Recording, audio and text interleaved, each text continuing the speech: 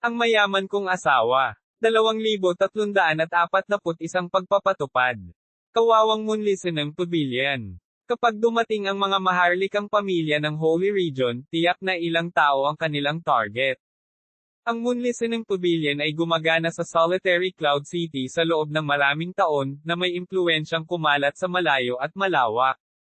Ang naipon nitong kayamanan ay dapat na napakalaki. Hindi ba ito ang perpektong target para sa kanila? Tumingin ang lalaki sa paligid at sinuntok ang palad niya. Tumango si Chinyu. Dati, kinukulit siya ng Lady Boss, si Jiyu, nang humingi siya ng ilang impormasyon. Pagkatapos ng operasyon ng maraming taon, ang kapangyarihang pinansyal ng pamilya G ay maihahambing sa kapangyarihan ng isang buong bansa.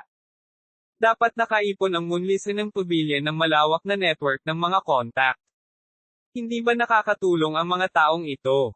Si Chinyu ay medyo naguguluhan.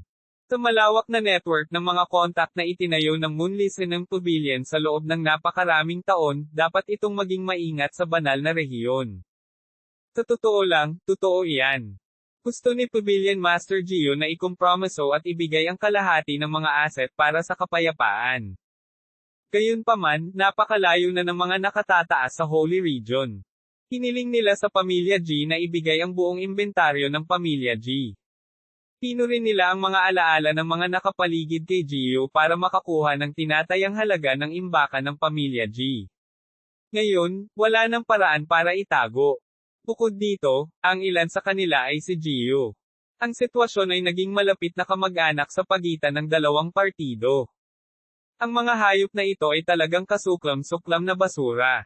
Nipatikip ng ngipin si Chinyu nang marinig ito.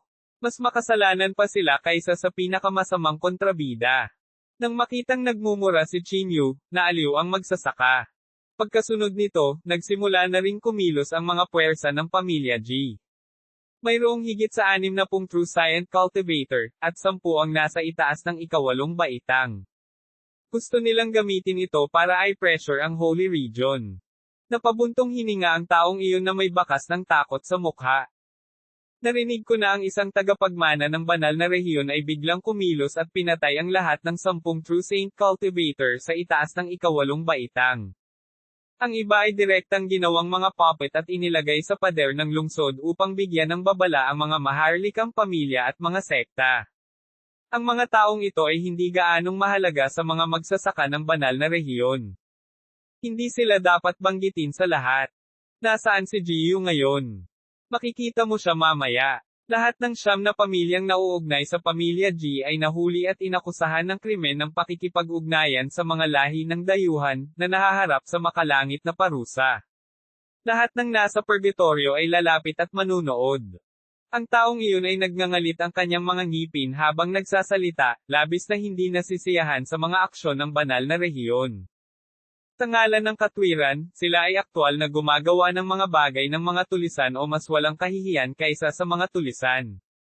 Napakagandang halimbawa para bigyan ng babala ang iba. Pumungad sa mga mata ni Chinyu ang layuning pumatay. Walang paraan. Pareho silang mga tunay na banal sa ika-9 na baitang, ngunit ang kanilang lakas ay maaaring direktang durugan ang mga nasa purgatorio na walang lakas na lumaban, kahit na gusto nila. Mamantong hininga ang lalaki at nagmamadaling umalis nang walang sinabi pa. Ito ang agwat sa pagitan ng banal na rehiyon at ng kalabukang ito. Maliban sa ilang mga henyo, may malaking agwat sa pagitan ng iba pang mga tao at ng mga magsasaka ng banal na rehiyon. Dapat kang magplano ng mabuti kung gusto mong iligtas ang mga tao. Paalala ni Elder Guy sa singsing ng Somero. Huwag kang mag-alala, Elder Guy. Alam ko ang ginagawa ko. Tumango si Chinyu. Sa sandaling ito, tumunog ang isang kampana mula sa gitnang plaza. Tila nagsimula na ang pagbitay. Ang plaza ay puno ng hindi mabilang na mga tao. Ang ilang mga tao ay narito upang manood ng palabas, ang ilan ay natutuwa, at ang ilan ay nagagalit. Ang buong parisukat ay nagkagulo. Sa gitna, mahigit 200 miyembro ng pamilya G ang sunod-sunod na lumuhod. Kabilang sa kanila ang mga bata na ilang taong gulang at maging mga sanggol na ilang buwang gulang. Jiyu, nakipagsabuatan ka sa mga dayuhang lahi para saktan ang lahi ng tao. May pagkakataon ka pa ngayong magbayad sala para sa iyong mga kasalanan. Ihayag ka agad ang mga coordinate ng lahat ng nakatagong kayamanan ng iyong pamilya, at baka maligtas ka sa iyong buhay. Kung hindi, lahat ng tao sa iyong pamilya G ay ipapako sa haligi ng kahihiyan ng sangkatauhan. Nakilala ni Chinyo ang taong nagsalita. Isa siyang matanda sa pamilya ni na nakilala niya noon. Fui! Kayong mga halimaw, hanapin mo ang sarili mo kung may kakayahan ka. Gumisi si Gio at sinabing. Halos walang dugo ang mukha niya. Siya ay dumanas ng labis na malupit na pagpapahirap sa panahong ito. Bukod dito, naunawaan niya na gustong gamitin ng mga taong ito ang pamilya G bilang halimbawa para balaan ang iba pang puwersa sa purgatorio. Ibigay man niya o hindi ang mga mapagkukunan ng pamilya G, hindi siya makakaligtas sa kamatayan. Tumigil ka. Narinig ko na handang ibigay ni Pavilion Master Gio ang kalahati ng mga mapagkukunan. Bakit kailangan mo siyang pilitin na mamatay? Kayo ba ay mga aristokratikong pamilya ng Holy Region dito para manloob, o narito ba kayo para pamunuan ang inyong mga hukbo laban sa mga lahi ng dayuhan? Biglang sabi ni Chinyu. Little Beastard, may say ka ba dito? I suspected you are a criminal colluding with alien races also. Idiniin ng elder ang kanyang kamay, at naramdaman lamang ni Chinyo ang isang makapal na espiritual na enerhiya na nagmumula sa kalawakan. Ang espiritual na enerhiyang iyon ay biglang humawak sa kanyang balikat. Lumuhod at magsalita. Ang napakalaking puwersa ng palad ay biglang tumaas, gustong idiin si Chinyo sa lupa. Isang liwanag na screen ang nakaunat mula sa divine sense ni Chinyo, na humaharang sa puwersang ito.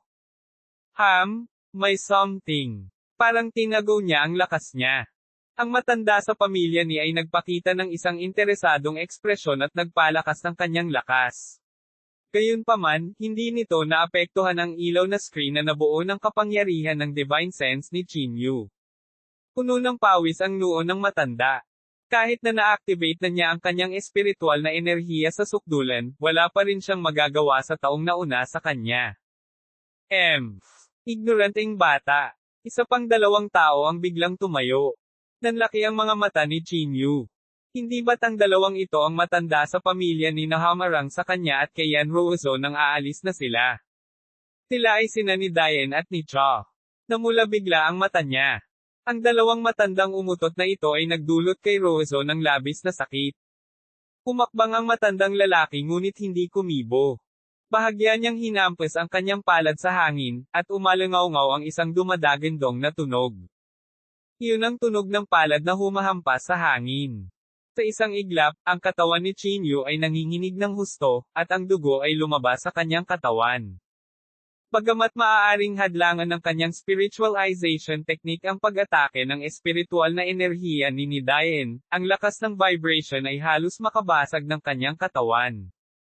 Nabasag din ang maskara sa kanyang mukha, na nagpapakita ng kanyang orihinal na anyo. Chinyu. Saglit na natigilan si Diane pero agad din itong ngumisi. Nabalitaan kong marami kang nakatagpo sa purgatorio, ngunit hindi ka gaanong nakikita ngayon. Tigilan mo siya.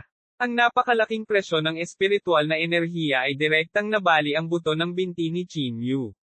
Kinagat ni Chinyu ang kanyang mga ngipin at nanginginig na tumayo. Nililigawan mo ba si kamatayan? Nang makitang nasugatan si Chinyu, direktang hinampas ni Juwo ang kanyang palad patungo sa matandang lalaki. Hinarang din ni si Diane ang atake ni Juwo gamit ang kanyang palad ngunit napaatras siya ng ilang hakbang dahil sa lakas ni Juwo. Sige, may lakas ka pa, pero walang makakaalis ngayon. Pumalakpak si Diane, at biglang lumitaw ang isang salamin sa langit. Mystic Moon Mirror. Sa kawalan, isang sinag ng buwan ang sumilay sa salamin.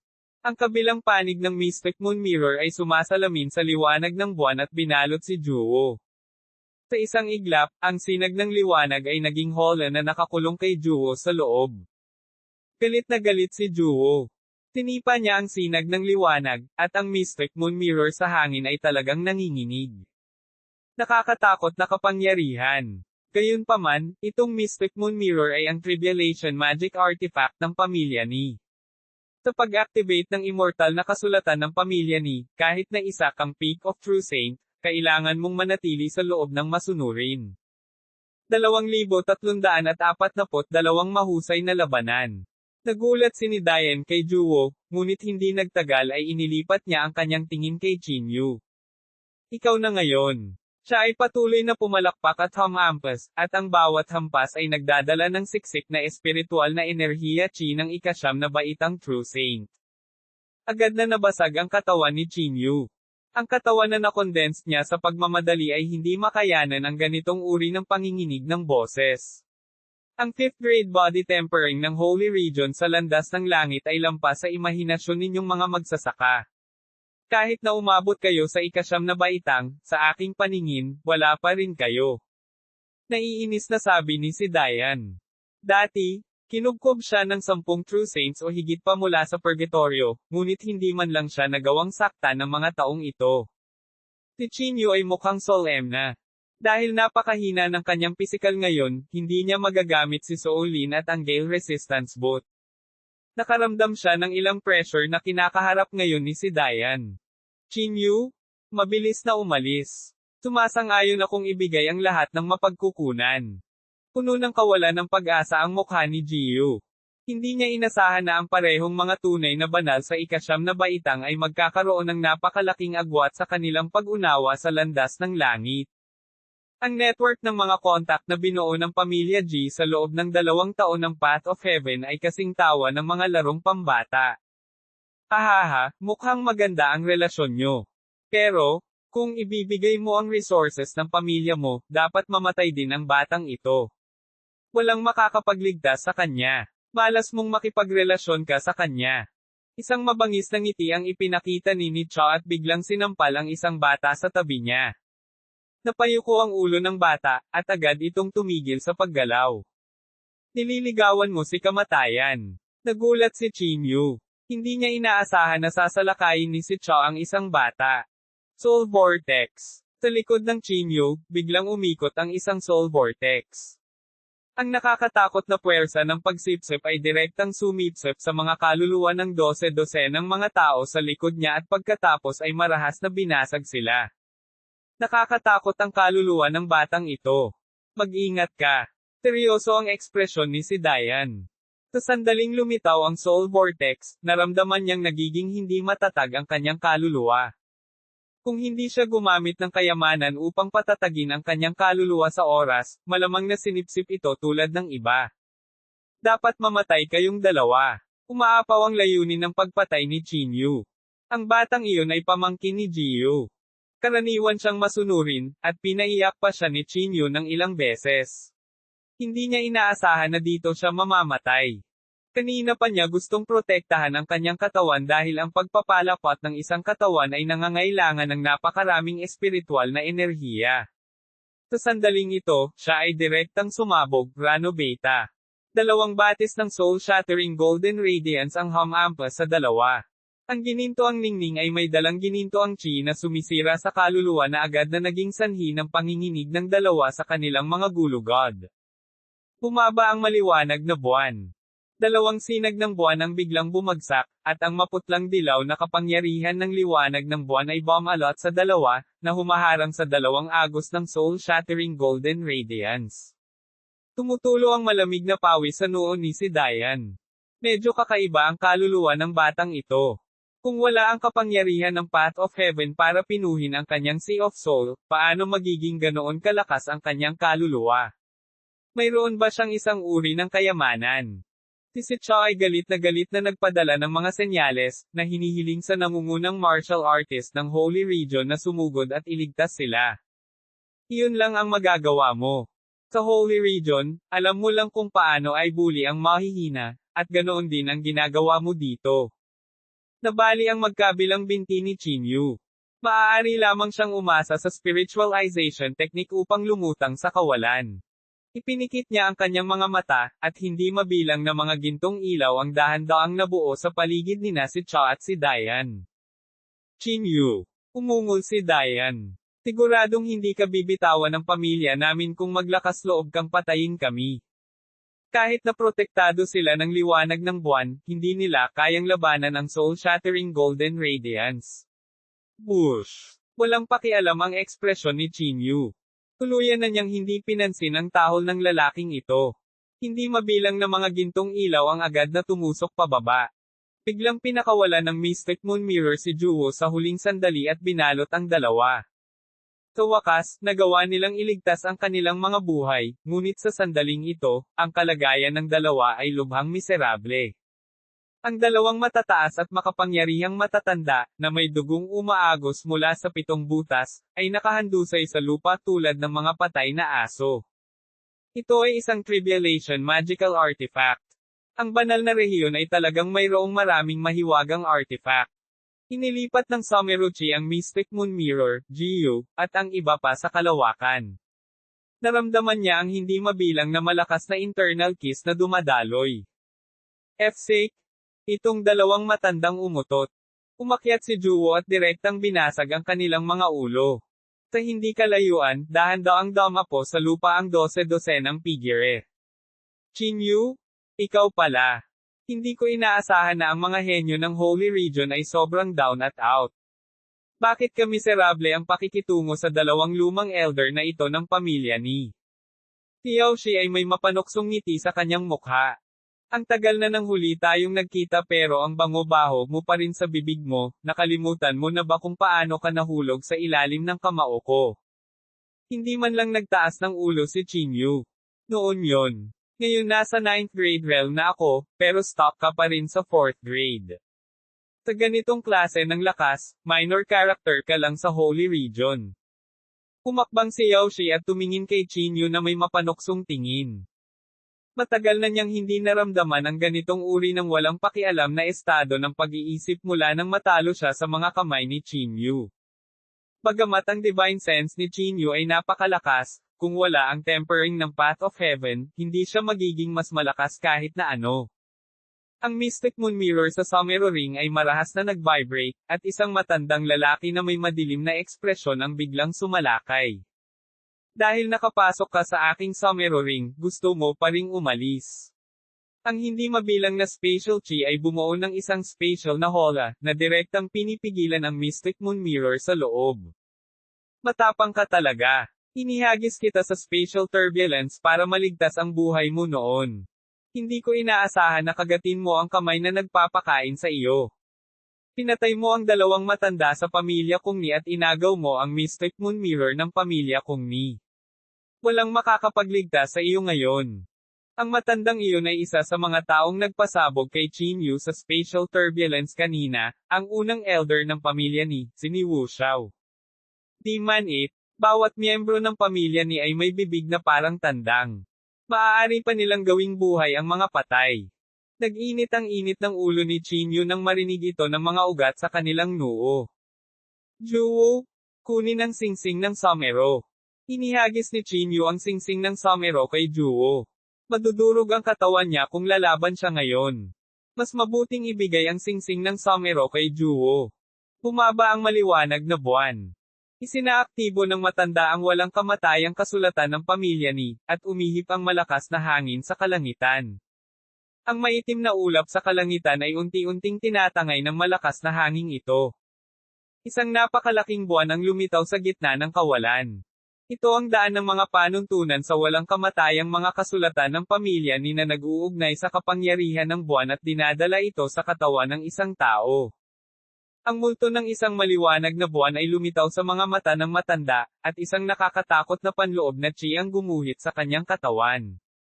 Ang kanyang katawan ay bumukol na parang ball ang goma, ngunit sa isang iglap ay bumalik ito sa dati nitong kalagayan. Humakbang siya at humarap kay Chinyu. Mga ng pobrev, mga ng pobrev. Itinulak niya ang kanyang palad ng walang anumang magarbong galaw, at isang sinag ng liwanag ng buwan na chi ang lumabas mula sa kanyang palad. Pagkatapos noon, binalot ng chi ng liwanag ng buwan si Chinyu na parang shockwave. Naramdaman ni Chinyu ang isang napakalaking bituin na tumama sa kanyang katawan, at ang kanyang katawan ay agad na nabasag, na naiwan lamang ang kanyang gulugad at bungo.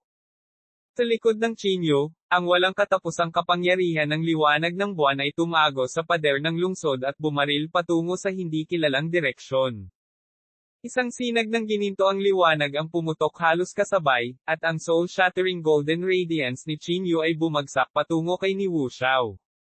2,343 pag-urong. Gayunpaman, ang robe ni Wu Xiao ay lumipad kahit na walang hangin, at ang napakaraming enerhiya ng liwanag ng buwan ay lumabas. Ang soul-shattering golden radiance ay bumaril, na nagdulot ng marahas na kaguluhan, ngunit nabigo itong makalusot sa enerhiya ng liwanag ng buwan. Ang kapangyarihan ng maliwanag na buwan na pinalitaw ni Wu Xiao ay mas siksik kaysa sa iba. Ang soul-shattering golden radiance na ito ay talagang walang magawa kahit sandali. Sa tingin mo ba ay ganap kang mapoprotektahan ng mahinang liwanag ng buwan na ito? Malamig na sabi ni Qin Yu. Ang butil ng espiritu sa kanyang banal na kahulugan ay dahan-daang umiikot. Isang napakalaking soul-shattering golden radiance ang muling lumitaw, at ang makalangit na kapangyarihang taglay nito ay nagpang-inag sa takot kay ni Wu Xiao. Ang kapangyarihan nito ay nalampasan ng tunay na santo. Paano ito makikita sa isang 4th grade True Saint Cultivator? I freeze. Isang madilim na berdeng ilaw ang biglang sumikat patungo kay Qin Yu. Sa divine sense ni Qin Yu, hindi mabilang na berdeng baging ang biglang lumitaw at tinali ang kanyang dalawang divine sense figure-in. Sa isang iglap, ang kanyang kapangyarihan ng kaluluwa ay biglang tumitigil, at ang mga baging na ito ay patuloy na namimilipit sa kanyang malalim na dagat. Talagang pinutol nila ang kanyang kapangyarihan sa kaluluwa sa hindi mabilang na mga bilog at pinalamig ang kapangyarihan ng kaluluwa. Isang tao mula sa pamilyang si ang naglabas ng isa pang tribulation mahiwagang artifact, ang soul hunting bead. Bigla nitong nabasag ang higanteng gininto ang espada na pinalapot ni Qin Yu. Qin Yu? Talagang nasa sorry ka. Sa totoo lang, medyo nadismaya ako sa kalagayan mo ngayon.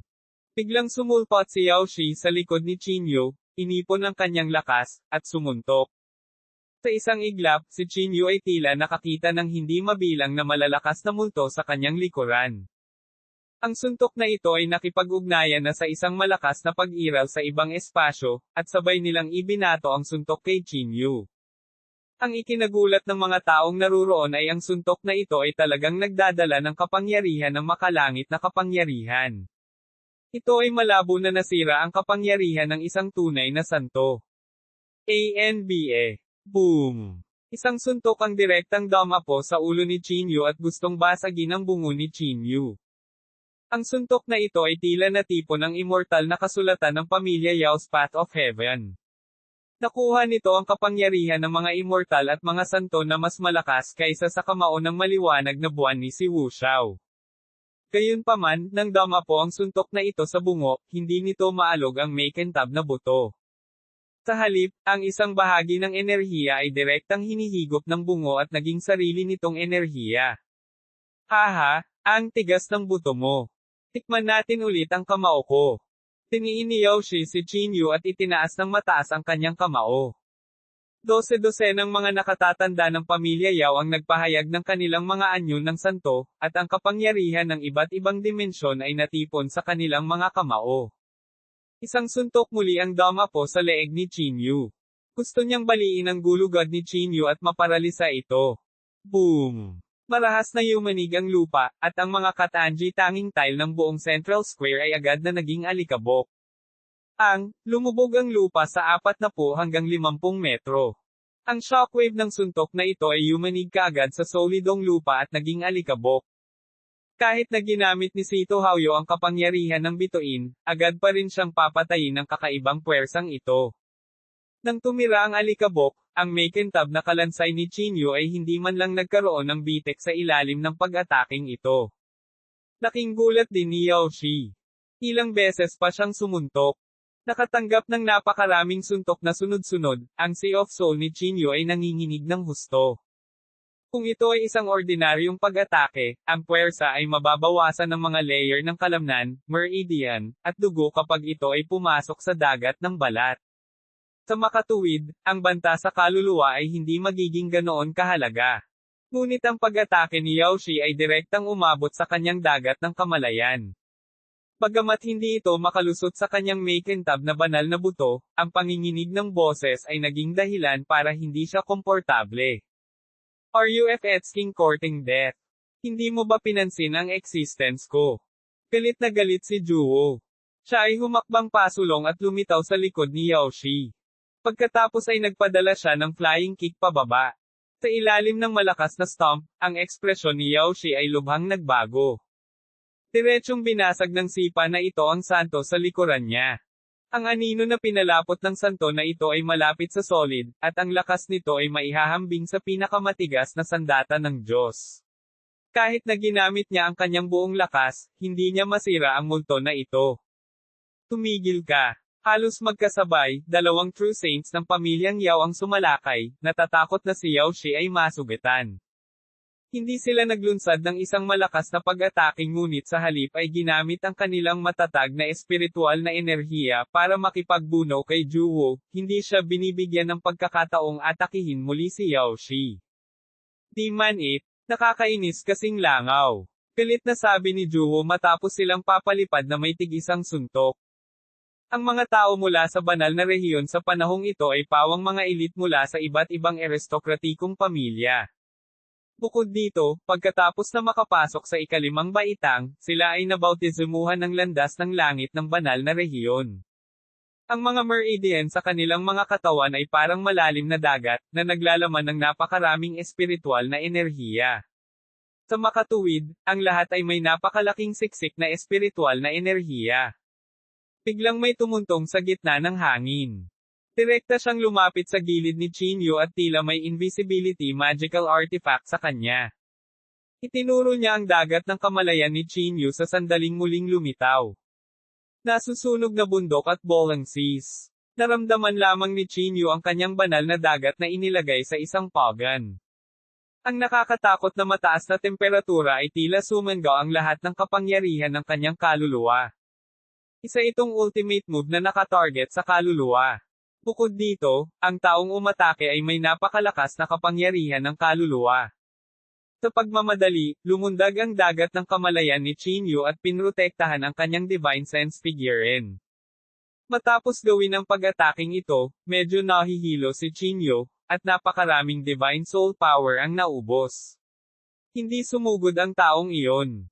Umatras siya ng isang galaw at lumapag sa tabi ni Yaoshi. Yaoshi? Atakehin muna ang kaluluwa ni Chinyu. Nalinang na niya ang isang bahagi ng makintab na holy bone. Napakahirap na saktan siya ng espiritual na enerhiya. Si Chenjing. Kinagat ni Chinyu ang kanyang mga ngipin. Bago pa siya makapagsagawa ng aksyon, ang ilan pang mga tao na may malakas na internal chi fluctuations ay direktang dumaong. Dalawang mahiwagang artifact na naglalabas ng mapanirang panloob na chi ay nakahover sa likod nila. Maraming tao mula sa banal na rehiyon ang nakatanggap na ng balita at sumugod sa gitnang liwasan. Juwo, umalis ka muna sa lugar na ito. Nagbago ang ekspresyon ni Chinyu. Isang pamilyar na internal chi ang papalapit. Bukod dito, ang panloob na chi na iyon ay parang sumisikat na araw, hindi magagapi. Si Juwo ay nagpakawala ng galit na galit, at ang kanyang braso ay biglang namula. Pagkatapos ay sinuntok niya ang lupa ng marahas, at hindi mabilang na apoy ang sumabog mula sa lupa. Ang buong gitnang parisukat ay naging mundo ng apoy, at hindi mabilang na apoy ang umulan mula sa langit.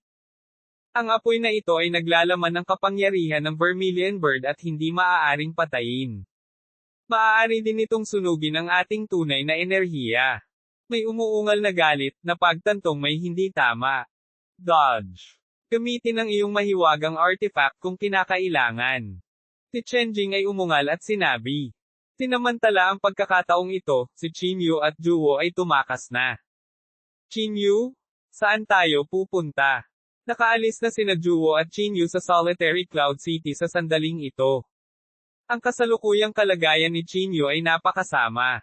Ang tuloy-tuloy na mga laban ay naubos na ang napakalaking lakas ng kanyang kaluluwa. Bukod dito, ang kanyang katawan ay nabasag muli, at hindi niya mailabas ang kanyang lakas. Ang ikasyam na antas ng Purgatorio. Chinyu, pumunta ka sa Azure Ridge Continent. May rest place para sa pamilya G natin doon. At saka, kaya ko nang lutisin ang problema mo ngayon. Ang nag-aalalang boses ni Jiyo ay nanggaling sa Somero Ring. Sumimangot si Chinyu at magsasalita na sana nang biglang naging sobrang pangit ang kanyang ekspresyon. Walang kamalay-malay na biglang sumulpot sa kanilang harapan ang isang binata na may balingkinitang pangangatawan at pinong hitsura. Bukod dito, hindi napansin ni Chinyu nang siya ay nagpakita. Siya ang taong gustong iwasan ni Chinyu dati. 2,344 na 9 paths convergence. Teng Zishu ang napili sa banal na rehiyon.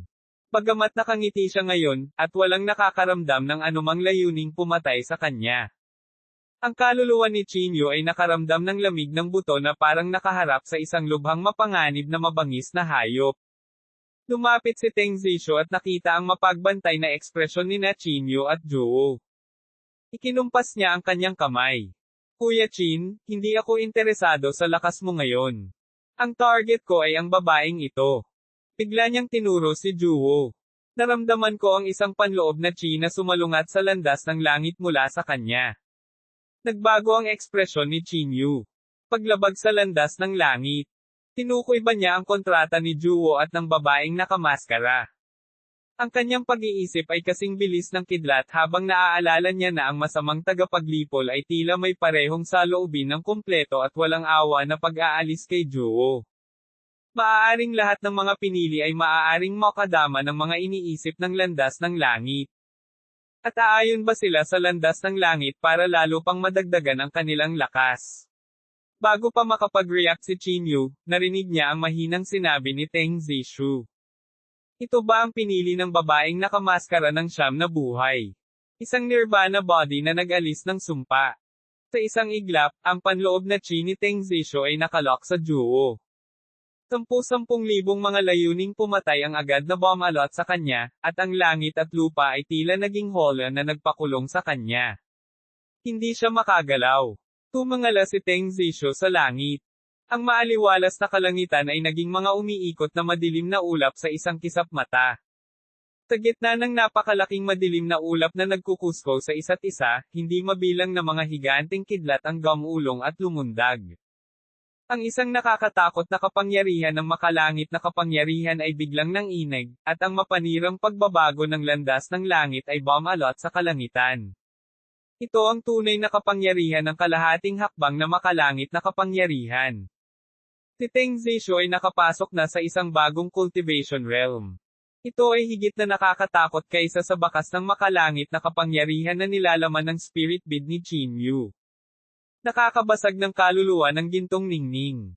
Hindi na nagdalawang isip si Chinyu, at ang Divine Sense Golden Figurine ay direktang lumabas sa kanyang katawan.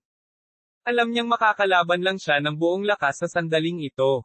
Isang higanteng espada ang tumalsik ng husto at direktang dumaan sa gininto ang Divine Sense Figurine ni Chinyu, na pinigilan ito sa lupa. Sa sandaling ito, ang mahinang Chinyu ay hindi kalaban kay Teng Zishu. Brother Chin, dapat manatili ka na lang dito sa ngayon. Ginagarantiya ko na hindi kita aatake. Papatayin ko lang ang mga hindi gumagalang sa landas ng langit. Hindi man lang tumingin si Teng Zishu kay Chinyu habang ibinukan niya ang kanyang bibig at nagluwa ng dalawang salita. Thunder Dragon.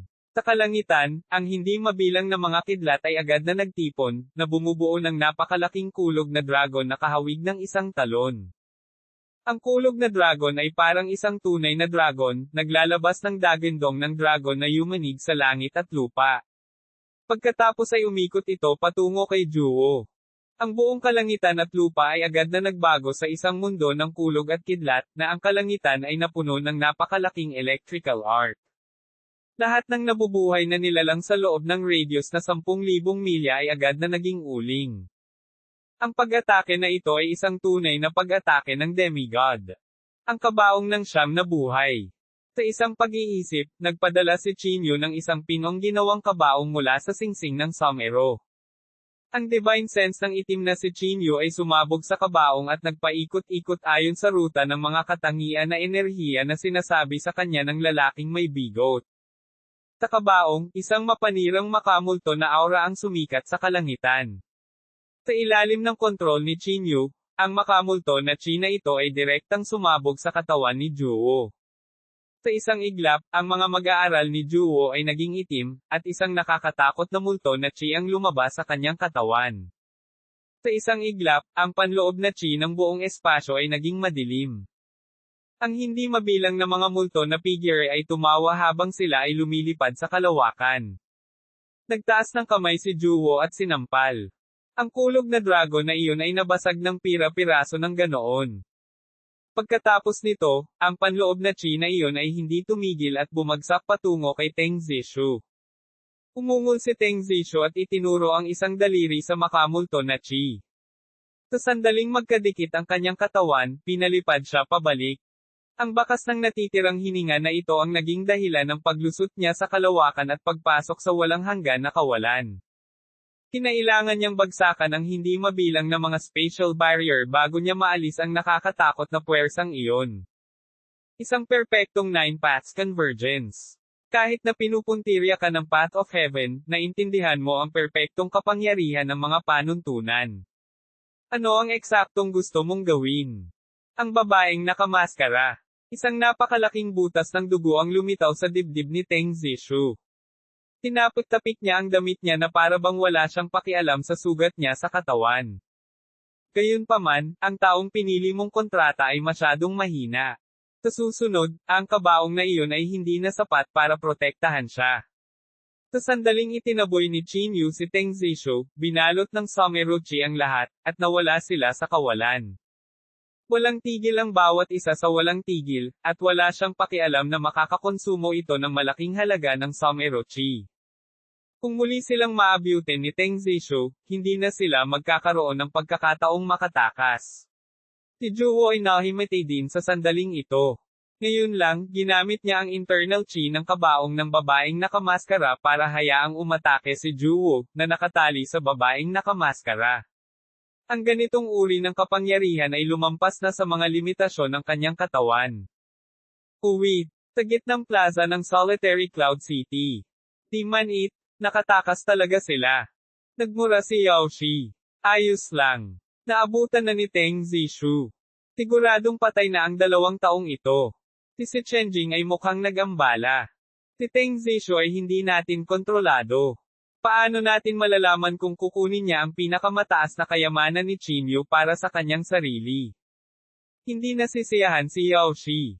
Gaano man siya kaisenggit, isa lang siyang walang ugat na lupa na walang pundasyon. Kapag bumaba na ang gintong landas ng langit, maaaring kumilos ang Supreme Elders.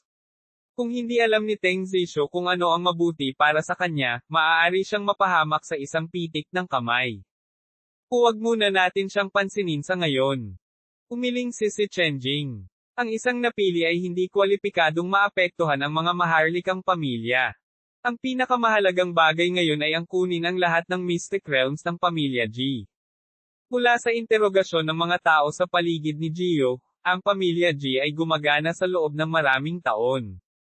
Maraming nakatagong kayamanan sa pamilya, kabilang ang lahat ng uri ng Supreme Treasures, Light Spiritual Essence, Heavenly Soul Stone, hindi mabilang na espiritual na enerhiya na Mystic Realms, at maging ang mahiwagang artifact ng Mystic Realms.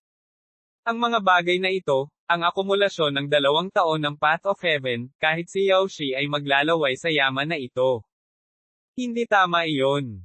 Tinuri ko ang impormasyon. Ang pamilyang G na ito ay isang ordinaryong pamilya lamang. Hindi sila maaaring makaipon ng napakaraming kayamanan kahit na matagal nang nag-opera. Malalim ang iniisip ni si Chenjing na parang tinitimbang niya kung tama ang balita.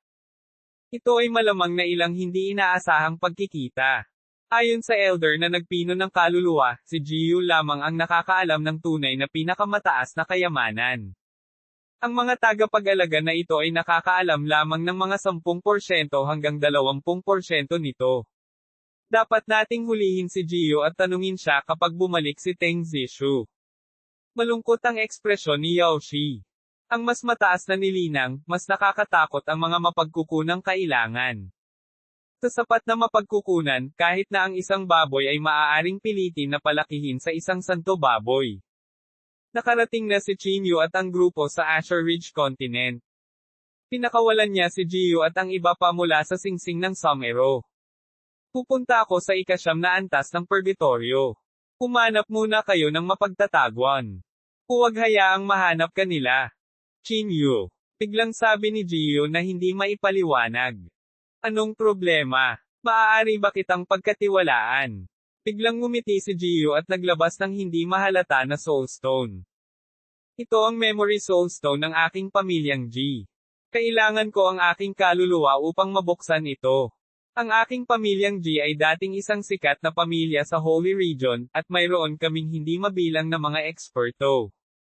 Noong huling sinaunang digmaan, halos lahat ng mga eksperto ng pamilya G ay nagpunta sa purgatorio upang labanan ang mga lahi ng dayuhan. Gayunpaman, hindi namin inaasahan na ang Holy Region ay magtatraidor sa amin at papatayin ang lahat ng mga mahuhusay na magsasaka. 2,345 ang kwento ng pamilya G. Puno ng pagkabigla ang mukha ni Chinyu. Kahit sa mga pinakasinaunang aklat ng kasaysayan ng Thunder Courtyard, hindi pa niya nabasa ang tungkol sa kasaysayang ito. Ang kasuklam-suklam na katotohanan ito ay tila ganap na nabura upang hindi malaman ng mga tao ang katotohanan. Isang maharlikang pamilya ang nagpoprotekta sa sangkatauhan sa loob ng maraming henerasyon, at hindi mabilang na mga tao ang namatay sa pakikipaglaban sa mga dayuhang lahi. Sa huli, ang mga miyembro ng pamilya ay ipinatapon at kinailangan pang baguhin ang kanilang mga pangalan upang mabuhay. Kung lalaganap ang kasaysayang ito, malamang na mabibigo ang maraming tao. Tahimik na bumantong hininga si Chinyu. Kung hindi dahil sa katotohanan na maraming mga maharlikang pamilya ang hindi makayanan na makita ito, ang aking pamilyang G ay matagal ng nalipol, at ang natitirang batch ng mga taong may napaka-ordinaryong talento ay ipinatapon sa kalabukang ito. Gayunpaman, isang bagay ang nakaligtaan nila. Ang isa sa ating mga ninuno ay nagkaroon ng isang pambihirang tagumpay sa huling sandali. Siya ay sapat na maswerteng nakaligtas at lihim na nag-set up ng hindi mabilang na mga pamamaraan. Kaya't ang pamilya G sa purgatorio ay maaaring mabuhay hanggang ngayon, at ang natitirang mga tao ay nagbago ang lahat ng kanilang mga pangalan. Hindi nagmamadaling nagsalita si Jiyu. She looked very calm na parang nagkukwento ng iba. Ano ang orihinal na apelyido ng iyong pamilyang G? Mahinang tanong ni Chinyu pagkatapos ng sandaling katahimikan. G. Ang apelyido na ito ay hindi nakikita sa loob ng ilang taon ng Path of Heaven. Ito ang pinakadakilang kayamanan ng aking pamilyang G. Ibinibigay ko na ito sa iyo, Chinyu. Ikinaway ni Jiyo ang kanyang kamay, at isang kapangyarihan ng banal na sentido ang bumalot sa dagat ng kamalayan ni Chinyu. Isang napakalaking pagsabog ng impormasyon ang sumabog sa kanyang dagat ng kamalayan, at ang impormasyon sa loob ay mas ikinagulat ni Chinyu. Iyon ay isang napakalaking kayamanan. Ito ay magiging sanhi ng 9 na dakilang maharlikang pamilya upang ipaglaban ito ng baliw kahit na sa banal na rehiyon. Sa aking pamilya G, ang kayamanan na ito ay parang lason sa halip. Sana lang ay maalala mo ang ating pagkakaibigan at alagaan ang mga miyembro ng ating pamilya sa hinaharap. Namumula ang mukha ni Jiyo. Hindi niya alam kung tama ang naging desisyon niya. Maaari siyang kumuha ng cultivator sa tuktok ng Tribulation Transcending Stage na may napakalaking kayamanan. Talagang isang mahirap na desisyon ang mamuhunan sa Chinyu. Marahil ito ay dahil si Chinyu ay umatake ng walang takot sa panganib na kinakaharap niya sa Solitary Cloud City o iba pang dahilan. Anyway, biglang ginawa ni Jiyo ang desisyong ito. Ako, si Chinyu, sa pamamagitan nito ay nanunumpa na kung sino mang miyembro ng pamilyang G ang may problema, gagawin ko ang lahat para protektahan sila. Kung hindi, mapapahamak ako pareho sa katawan at kaluluwa. Isang tipak ng kaluluwa ni Chinyu ang naanod at direktang sumanib sa landas ng langit pagkatapos gumawa ng isang panata. Naniniwala ako sa iyo kahit hindi ka man ata. Naglakas loob ka pang ang lumitaw sa sitwasyon ngayon lang para iligtas ang mga tao. Sa wakas ay nakagawa ng desisyon si Jiyo. Sa sandaling ito, mas gumaan ang pakiramdam niya. Salamat. Hindi nagpanggap si Chinyu at kinuha ang Soulstone. Habang gumagalaw siya, nakarating na siya sa coordinate ng Azure Ridge Continent. Ito ay ang lokasyon ng pasukan. Nandito na si Chinyu dati, ngunit hindi niya maramdaman ang anumang abnormal na pagbabago. Ang Asher Firmament Sect ay naitatag dito sa loob ng maraming taon ngunit hindi man lang nakakaramdam ng anumang kakaibang pagbabago. Ito ay naiisip na ang pag-aayos ng lihim na kaharian na ito ay lubhang nakatago, at nang walang anumang impormasyon, imposibleng matuklasan. Isang strand ng vital energy ang itinurok sa Soulstone. Pagkatapos ay naglabas ito ng sinag ng liwanag. Ang katawan ni Chinyu ay nabalot ng berdeng ilaw, at isang malakas na puwersa ng pagsipsip ang agad na hinaila siya sa kawalan. Isang napakalayong spatial coordinate ang naglabas ng napakalaking suction force, na hinaila si Chinyu. Naramdaman na lang ni Chinyu na nahati ang kanyang katawan sa hindi mabilang na mga particle. Sa isang kisap mata, dumaan siya sa maraming spatial planes at nakarating sa isang napakalaking mystic realm. Ang berdeng ilaw na ibinubuga ng Soulstone ay nagpoprotekta sa katawan ni Chinyu. Kung hindi, ang pag-shuttling sa espasyo ay malamang na mapunit ang kanyang katawan. Medyo namangha si Chinyu. Ito ay dapat na isang napakalayo na eroplano. Upang makagawa ng spatial mystic realm sa ganoong kalayuan, nagtaka siya kung gaano kataas ang antas ng cultivation ng taong ito. Kahit na ang maraming mystic realms na lumitaw sa banal na rehiyon ay hindi makapagbukas ng espasyo sa lawak na ito. Sa harap ng mga mata ni Chinyu ay isang malawak at walang hangganang spatial interface, at ang paligid nito ay konektado sa 12-dosenang karagdagang magkahiwalay na espasyo sa eroplano. Ang mga puwang na ito ay konektado sa pamamagitan ng mga espesyal na alituntunin sa spatial, at ang bawat espasyo ay halos na puno ng sagana at malaking espiritual na enerhiya. Bumubuhos ang malakas na berdeng ulan mula sa langit, bumababa ang mga patak ng espiritual na enerhiya. Hindi mabilang na mga espiritual na enerhiya ang tumalsik sa katawan ni Chinyu. Tila mayroong isang paraan upang mangalap ng espiritual na enerhiya dito, at sa nakalipas na 10,000 taon, ang espiritual na enerhiya ay patuloy na naipon sa 12-dosenang mga eroplanong ito.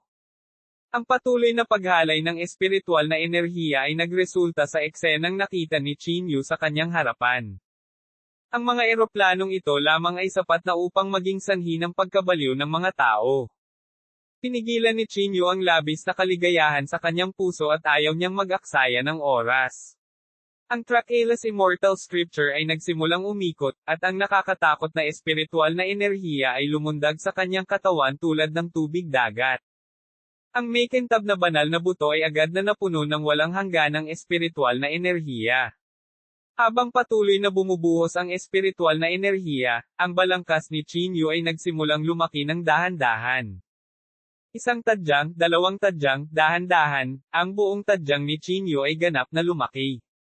Hindi sapat. Ang Trachealis Immortal Scripture ay umikot muli sa sukdulan, at ang marahas na puwersa ng pagsipsip ay ginawang black hole si Chinyu. Iyon ang unang pagkakataon na ipinakalat ni Chinyu ang Trachealis Immortal Scripture ng walang prinsipyo. Ang nangingibabaw na walang kamatayang kasulatan na nilikha ni Wu Ji sa Degenerate Age, kasama ang glazed holy body ni Chinyu.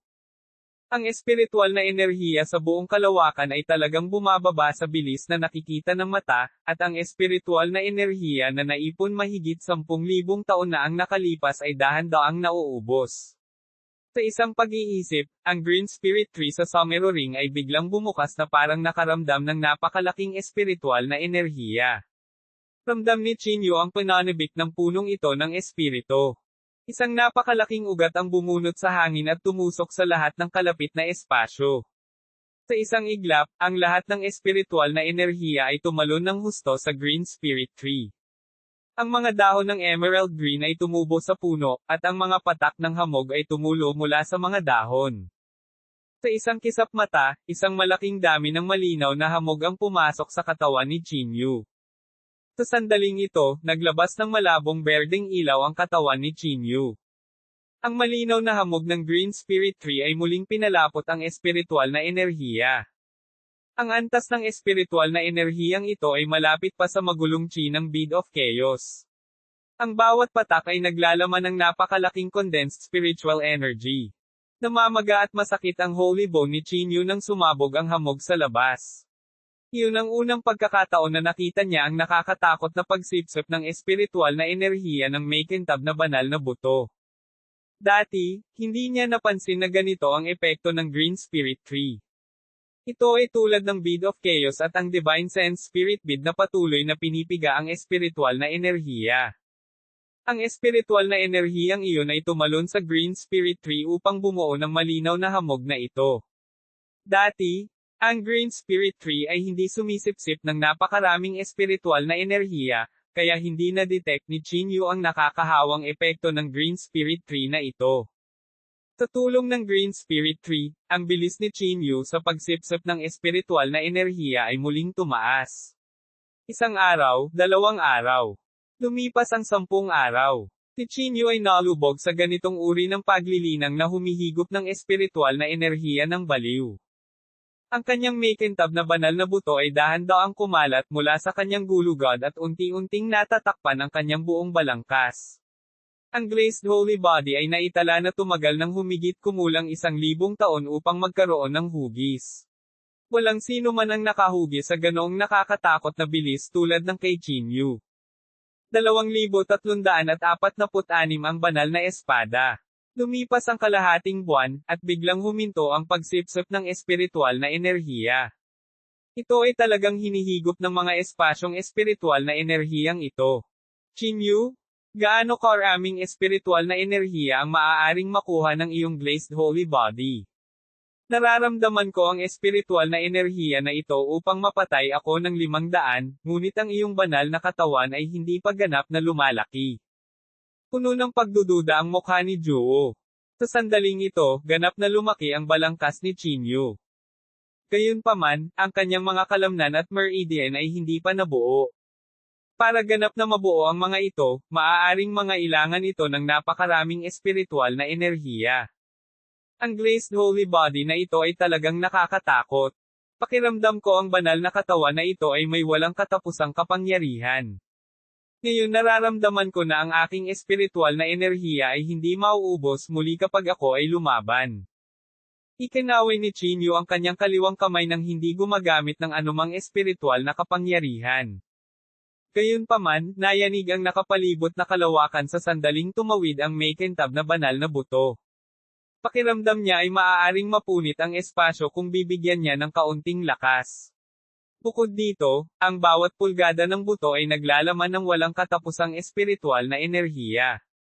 Ang isang maliit na piraso ng buto sa kanyang katawan ay maaari na ngayong pasabugan ang isang true Saint Realm cultivator. At ang Green Spirit Tree ay nagbunga ng halos 30 berdeng prutas o higit pa. Pumulot ng isa si Chinyu at inilagay ito sa kanyang bibig. Ang prutas ay naging isang malawak na ilog ng espiritual na enerhiya sa kanyang katawan at muling pumasok sa gulugod ni Chinyu. Sa pagpasok ng espiritual na enerhiya, 12 ng mga daluyan ng dugo ang dahan-daang lumaki sa Chinyu. Tuwang-tuwa si Chinyu. Ito ay bunga ng espiritual na enerhiya na mas mataas kaysa sa hamog, at ang espiritual na enerhiya sa loob ay mas pinalaki pa. Nag-alinlangan sandali si Chinyu ngunit hindi kinain ang prutas. Ang mga prutas na ito ay maaaring magligtas ng mga buhay sa mga kritikal na sandali. Sa isang pag-iisip, muling nagliwanag ang Soul Stone sa kanyang kamay. Hindi nagtagal, lumitaw siya sa isa pang napakalaking espasyo. Sa gitna mismo ng espasyo, halos mabulag ng hindi mabilang na mga ilaw ang mga mata ni Chinyu sa pagpasok niya. Isa itong espiritual na bato ng buhay na kasing laki ng isang maliit na bundok. Mayroon ding napakalaking taluktok ng bundok na komplikadong inukit na may parang buhay na mabundok na tanawin gamit ang espiritual na diwa. F6. Sila ang espiritual na bato ng buhay at espiritual na diwa. Halos himatayan si Chinyu. Ang buong Black Platform Continent ay nakakolekta lamang ng ilang libong espiritual na diwa. Ang lahat ng pinagsamang ito ay maaaring hindi kahit isang sulok ng bundok, ngunit ang lumitaw sa harap niya ay isang espiritual na kakanyahan ng bundok. Pilit na pinigilan ni Chinyu ang sulok ng kanyang bibig, sinusubukang lumitaw bilang compost hanggat maaari. Behave. Behave. Chinyu? Di man it. You better behave yourself. Bakit ka umaarte na parang taga-bayan? Napaisip si Chinyu sa sarili. Huminga ng ilang malalim para pakalmayan ang kanyang emosyon, muling ipinadala ni Chinyu ang kanyang banal na pakiramdam sa ibang lugar. Mayroong mahigit 100 bote ng Spirit Gathering Sacred Pills at halos 1,000 pills. Ang mga ito ay mga table tasks na maaari lamang mapino ng mga alchemist sa ika-9 na baitang. Ang lahat ng mga halamang gamot na ginamit ay higit sa 10,000 taong gulang at mayaman sa espiritual na enerhiya. Ang enerhiya ng isang tableta ay halos katumbas ng espiritual na enerhiya na naipon ng 8 spirit storage beads ni Chinyu, Ranog E.S. May bronze cauldron sa gilid, na isa ring special object. Napuno ito ng Samerochi. Ang Samerochi na ito ay 4 hanggang 5 beses na mas mataas kaysa sa nakuha niya sa ika-9 na antas ng Purgatorio. Heavenly Deity Pill. Nanlaki ang mga mata ni Chinyu.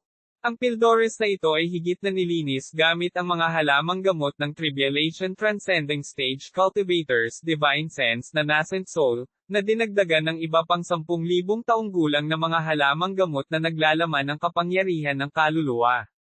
Naglalaman ito ng napakaraming purong kapangyarihan ng kaluluwa. Mayroong halos 300 na table tasks. Katumbas ito ng pagpino sa mga namumuong kaluluwa ng higit sa 30 Tribulation Transcending Stage Cultivator sa mga table tasks. Anong uri ng cultivation realm ang nakaligtas sa pamilyang G na ito? Siya kaya ay isang supreme alchemist. Labis na nagulat si Chinyu. Lahat ng bagay dito ay mag-trigger ng matinding kabaliwan. Malaking pabor ang utang ko sa pamilya G.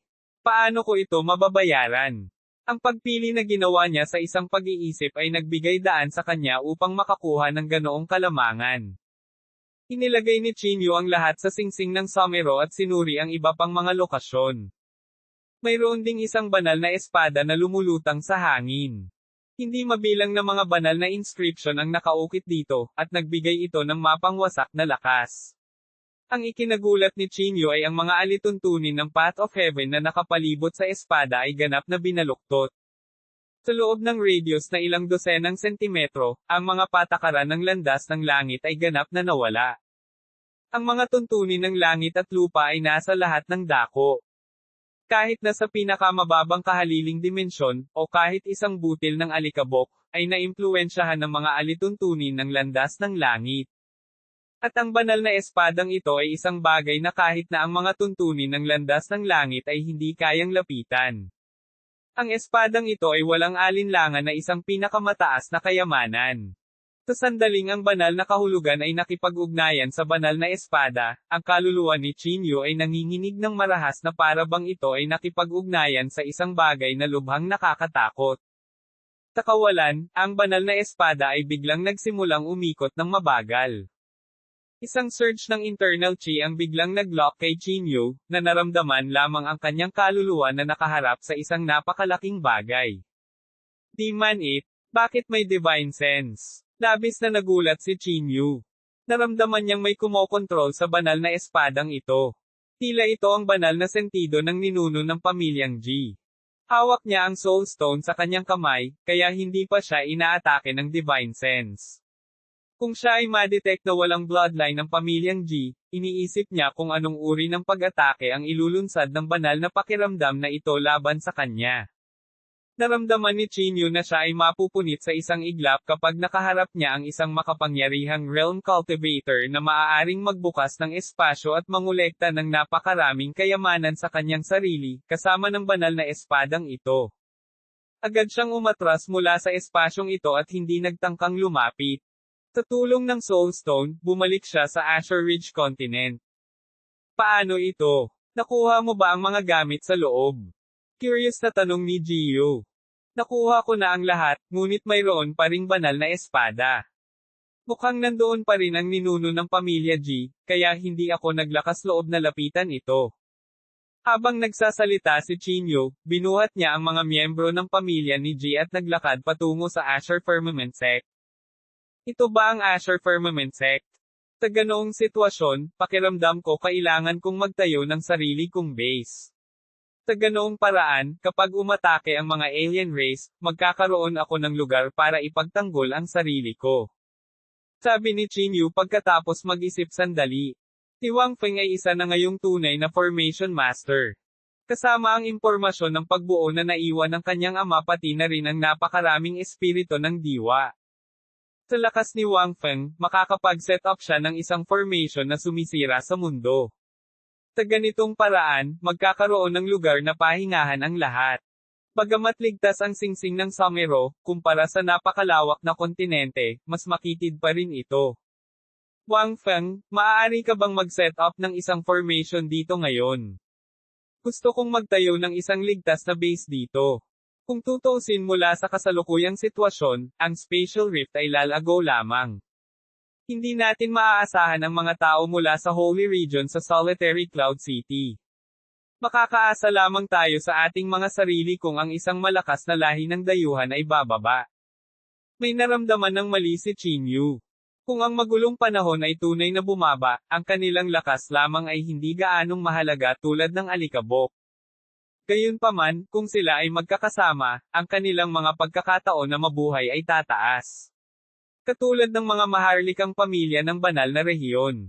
Kung hindi dahil sa naipon na ang kani-kanilang pamilya sa loob ng 10,000 taon, paano sila magkakaroon ng napakaraming nangungunang martial artists? Sige, kung mayroon akong sapat na oras, tiwala ako na makakapag-set up ako ng isang formasayon na kahit na ang kapangyarihan ng kapigatian ay hindi maaaring masira. 2,347 ang interes ni Jiyu. Tumango si Wang Feng at nalaman lang na nakakuha si Qinyu ng napakaraming espiritual na diwa. Ang mga espiritual na diwa na ito ay nangangahulugan ng walang katapusang espiritual na enerhiya, at hanggat mayroong sapat na espiritual na diwa, maaari siyang mag-set up ng iba't ibang makapangyarihang formasayon. Ang ilang mga nakakatakot na formasayon ay kumonsumo ng napakalaking espiritual na enerhiya sa tuwing sila ay aktibo. Halimbawa, ang Immortal Eradication Formation ay kailangang mag-ipon ng enerhiya sa loob ng 100 taon bago ito magamit muli. Jiyu, may sasabihin ako sayo. Lumingon si Qinyu para tingnan si Jiyu, at binalot ng Someruchi si Jiyu. Sabay na pumasok ang dalawa sa singsing ng Somero. Ito ang lahat ng bagay mula sa ancestral space ng iyong pamilyang Ji. Naabsorb ko na ang lahat ng vital energy mula sa 12 ng espiritual na enerhiya na Mystic Realms. Ang mga bagay na ito ay dapat ibalik sa iyo, at dapat kang mag-iwan ng isang bahagi ng iyong espiritual na Essence Stone para kay Wang Feng na iset up ang formation. Ibinigay ni Qinyu ang lahat kay Jiyu, bagamat ang mga bagay na ito ay nagpalubog sa kanya. Gayunpaman, ang espiritual na enerhiya sa 12 ng mga espasyo ay sapat na nakinabang sa kanya, at ang pag-alis ng mga bagay na ito ay magpaparamdam sa kanya na samantalahin ang iba. Matalim na sumulyap si Jiyu kay Qinyu, pagkatapos ay biglang napangiti. Qinyu, hindi kita maling hinuhusgahan. Nakapunta na ako sa lugar ng ninuno, at wala ka talagang kinuha. Tanga ka ba? Hindi ako makatiis kahit pilitin mong alisin ang mga bagay na ito. Nakuha ko na ang sapat na mga benepisyo, at natatakot ako na hindi ko makakamit ang kasalukuyang pag-unlad ng aking banal na katawan ng walang ilang dekada, kahit nalinangin ako sa ika-9 na antas ng purgatorio. Maaaring dambungin ni Qinyu ang mga bagay na ito nang walang awa kung kaaway si Jiyu. Gayunpaman, itinuring siya ni Jiyu bilang isang kaibigan, kaya hindi niya kayang magkaroon ng ganoong saloobin. Ang bawat isa ay may sariling pananampalataya sa kanilang mga puso. Walang nakitang bahid ng kasakiman si Jiyu sa mga mata ni Qinyu. Totoo ang sinabi niya. Kahit pilit silang inagaw ni Qinyu, hindi niya ito mapigilan. Kukunin ko ang mga ito, at maaari mong makuha ang iba pa. Uminom si Jiyu ng ilang bote ng Spirit Gathering Pill at Heavenly Deity Pill. Ang mga bagay na ito ay nakakapinsala lamang sa akin sa ngayon. Bukod dito, sa mga talento ng mga miyembro ng pamilya Ji, talagang hindi nila kailangan ang mga bagay na ito. Nang makita ang naguguluhang ekspresyon ni Qinyu, tahimik na nagpaliwanag si Jiyu. Papalapit na ang mga magulong panahon, at ang iyong glazed holy body ay hindi pa kompleto. Ang mga mapagkukunang ito ay static, at ang kanilang tunay na kahalagahan ay nakasalalay sa iyong kakayahan na baguhin ang mga ito sa iyong sariling lakas. Saka lang ako makakahingi ng suporta mula sa iyo. Basta huwag mong kunin ang mga mapagkukunan ng aking pamilyang Ji at tumalikod upang ayalay ang mga ito sa iba. Pabirong sabi ni Jiyu. Siyempre, Kung masama ang pakiramdam mo, mangungulekta ako ng interes sa iyo. Biglang lumapit si Gio kay Chinyu. Ang kanyang hubog na figure ay dumikit sa mukha ni Chinyu at binigyan siya ng isang matinding halik. F-sake? Nakakabaliw ito. Nagulat si Chinyu, at namula ang kanyang mukha. Hahaha. Nang makita ang reaksyon ni Chinyu na parang isang birhen, si Gio ay tumawa ng malakas na siya ay nanginag. Pagkabalik mula sa singsing ng somero, muling lumitaw ang dalawa sa pangunahing bulwagan. Ngayong ang singsing ng somero ay nakasipsip ng napakaraming someruchi, kahit na pumasok si Chinyu sa singsing ng somero, ang singsing ay maaaring dumaan sa kalawakan ng hindi natutuklasan ng iba. Hindi na niya kailangang mag-alala tungkol sa singsing na nawasak ng mga panlabas na puwersa. Sa isang pag-iisip, ganap na binuksan ni Chinyu ang Green Spirit Tree sa isang lugar sa Asher Firmament Sect. Pumitas na siya ng bunga sa puno. Ngunit ang Green Spirit Tree na ito ay tila nag-evolve na. Nagkaroon ng qualitative improvement anuman ang bilis ng pagsipsip ng espiritual na enerhiya o ang laki ng katawan nito. Ang pinakamahalaga, ang Green Spirit Tree ay nakakuha din ng napakalaking espiritual na enerhiya sa mystic realm ng pamilyang G. Sa sandaling ito, ang katawan nito ay puno ng espiritual na enerhiya. Sa sandaling lumitaw ang Green Spirit Tree, naglabas ito ng malabong espiritual na enerhiya. Ang siksik na espiritual na enerhiya ay ginawa sa lahat ng hindi sinasadyang mapasigla ang pag-iisip. Ang mga ugat ng Green Spirit Tree ay ganap na bumukas, tumago sa lahat ng mga eroplano sa malapit at sumisipsip ng napakaraming espiritual na enerhiya. Lahat, samantalahin ang oras at simulan ang paglinang. Ang magulong panahon ay papalapit na. Ang bawat pagtaas ng lakas ay magpapataas ng iyong mga pagkakataong mabuhay sa hinaharap. Sabi ni Chinyu sa mga taong nagtipon sa malalim na boses.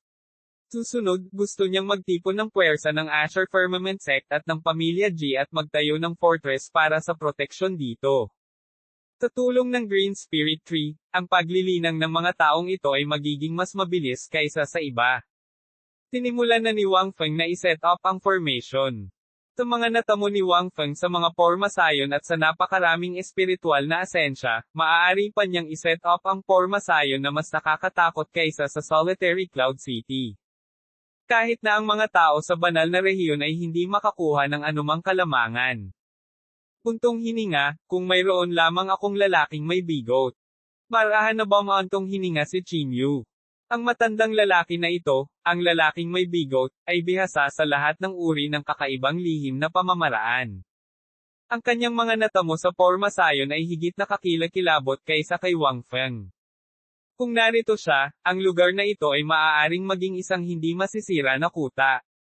Juwo, kayo ni Elder Guai ay mananatili sa Asher Firmament Sect sa ngayon. Ipagpapatuloy ko ang pagkondense at paglilinang ng glazed holy body. Kung darating ang mga tao mula sa Holy Region, natatakot ako na hindi sila makalaban. Medyo nag-aalala pa rin si Chinyu. Bagamat hindi mataas ang posibilidad ng pag-atake ng Holy Region, kailangan pa rin nilang mag-ingat. Sa kanyang panig, sina Juwo at Elder Guai ang may pinakamataas na cultivation. Sa pagbabantay sa kanila ng 2 taong ito, maaari siyang mag-isa ng walang pag-aalala. Elder Guai, ang Little Fatis at ang iyong mga kaluluwa ay malubhang napinsala dati. Ginamit ko na ang Soul Torment Mind Technique para tulungan kang mabawi ang iyong pinagmulan ng kaluluwa. Ngayong ganap na naibalik ang kapangyarihan ng iyong kaluluwa, dapat ay mabawi mo na ang dati mong lakas. Narito ang 10 Heavenly Deity Pills. Magtanim ka kasama ng Little Fatty at Shaoro. Heavenly Deity Pill. Ito ba ang tableta upang mabawi ang kapangyarihan ng kaluluwa na ginawa mula sa nagsilang na kaluluwa ng mga Tribulation Cultivator? Tama. Regalo ni Gio. Itago mo ito para sa iyong sarili. Malaki ang pakinabang nito. Kahit na ang iyong kaluluwa ay nasugatan, ganap kang gagaling sa isa lang sa mga tabletang ito. Maaari itong maging kapaki-pakinabang sa mga sitwasyon sa buhay at kamatayan. Napabuntong hininga si Elder Guai at paulit-ulit na ikinaway ang kanyang mga kamay, na gustong tumanggi. Ang puso ni Chinyu ay napuno ng init. Talagang nag-aalala si Elder Guai sa kanya na parang isang elder, na isinasaalang-alang ang lahat para sa kanya. Kabilang dito ang pagbibigay kay Chinyu ng pinakamatigas na kalasag ng puno ng balang at ang singsing ng somero. Isinaalang-alang lamang niya ang mga pangangailangan ni Chinyu. Elder Guai, kapag nakabawi ka agad ang iyong lakas, mapoprotektahan mo rin ako pagdating ng panahon. Direktang isinuot ito ni Chinyu sa mga kamay ni Elder Guai, hindi binibigyan siya ng pagkakataong tanggihan ito. Si Chinyu ay malapit nang maglaman ng ilang bote ng mga tabletop sa juwo nang itulak niya ito palayo. Hindi ko kailangan ang mga bagay na ito. Kumain ka lang ng mas maraming karne. Tinapik ni Juwo ang kanyang dibdib. Biglang nagbago ang ekspresyon niya na parang may napansin. Di man it, hayop ka. Direkta niyang sinuntok ang mukha ni Chinyu, halos mabaluktot ang ilong nito. Kasunod yun, isa na namang sipa ng tuhod ang naging dahilan ng pagyuko ng buong katawan ni Chinyu na parang hipon. F-sake? Anong ginagawa mo? Si Chinyu ay binugbog hanggang sa maging malabo ang kanyang pananalita. Matapos talunin si Chinyu, umalis si Juwo na may hindi nasisiyahang ekspresyon.